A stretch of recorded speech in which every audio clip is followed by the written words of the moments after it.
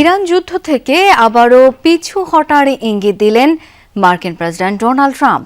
Tehran চুক্তি করুক আর না করুক, সমঝোতা ছাড়াই যুদ্ধ বন্ধ করতে পারে ওয়াশিংটন, এমন মন্তব্য করেছেন ট্রাম্প।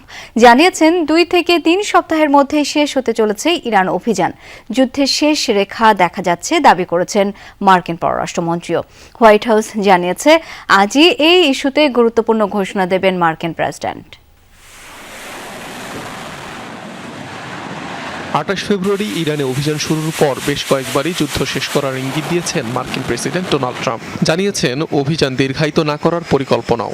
মুখে চাপের কথা স্বীকার না করলেও সময়ে সময়ে ট্রাম্পের অভিব্যক্তিতে চিন্তার ভাঁজ নজরে এসেছে।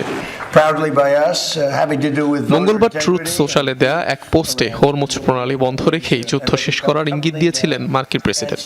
পরবর্তীতে সংবাদ সম্মেলনে বললেন, আগামী 2 থেকে 3 সপ্তাহের মধ্যেই শেষ হতে যাচ্ছে ইরানে চলমান সামরিক অভিযান।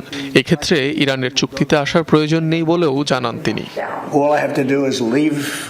আমার মনে হয় 2 থেকে 3 সপ্তাহের মধ্যেই আমরা ইরান ছাড়ব।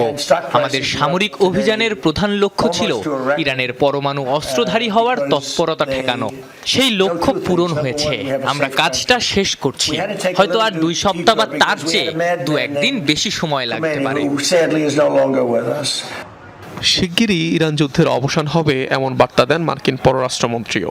ফক্স নিউজকে দেয়া এক সাক্ষাৎকারে তিনি দাবি করেন যুদ্ধের শেষ দেখতে পাচ্ছে যুক্তরাষ্ট্র। আমরা যুদ্ধের শেষ রেখা দেখতে পাচ্ছি। এটি আজই নয়, কালও নয়, তবে সেই সময় ঘনিয়ে আসছে। আমরা আমাদের প্রতিটি লক্ষ্যের পথে ভালোভাবে এগিয়ে চলেছি এবং নির্ধারিত সময়ের আগেই রয়েছি। এদিকে ইরান ইস্যুতে বড় কোনো ঘোষণা আসতে পারে আজ, জানিয়েছে হোয়াইট হাউস। বুধবার স্থানীয় সময় রাত 9টায় জাতির উদ্দেশ্যে ভাষণ দেবেন মার্কিন প্রেসিডেন্ট ডোনাল্ড ট্রাম্প। অনিক রহমান, যমুনা নিউজ।